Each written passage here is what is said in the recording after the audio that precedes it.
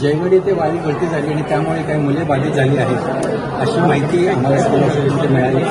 नंतर आम्ही आमचे वैद्यकीय अधीक्षक आम्ही इथे येऊन सगळ्या मुलं तयार केलेलं आहे. आमच्याकडे 3 लहान मुलांचे डॉक्टर्स आहेत, फिजिशियन्स आहेत, नर्सेस आहेत, औषध निर्माता आहेत. सगळ्या बेडची तयारी केली. आम्ही सुरुवातीचे पेशंट्स हे या कॅज्युअल्टीमध्ये घेतले. आपली 6 बेडची कॅज्युअल्टी आहे. उरलेले कॅज्युअल्टीच्या मागे 12 बेड्स तयार केलेले आहेत, जिथं आता बाकीच्यांना घेतो. तसंच फिमेल सर्जिकलमध्ये जे काही स्टेबल होत आहेत औषधोपचारानंतर त्यांना तिथं हलवलेलं आहे आणि काहींची व्यवस्था आम्ही पेडियाट्रिक वॉर्डात केलेली आहे. मला असं समजतं की एकंदरीत 51 लोकांना इथं आणणार आहेत. आतापर्यंत 32 आलेले आहेत. 32 स्टेबल आहेत. बहुतांशी मुलं घाबरलेली आहेत. त्यांना थोडासा श्वासोच्छवासाचा त्रास आणि त्यांच्या पोटात दुखतं, त्याच्यावर त्याची ट्रीटमेंट चालू केलेली आहे. 3 जणांना थोडंसं छातीमध्ये स्पाझम होत आहे, म्हणजे श्वास घ्यायला जास्त त्रास होतो. त्यांच्यावर मी विशेष लक्ष ठेवून आहे. त्यातल्या उलटी आणि मळमळ झाली असं झालंय, असं काही आहे का? उलटी नाही, जास्त करून मळमळच आहे आणि श्वासोच्छवासाला त्रास.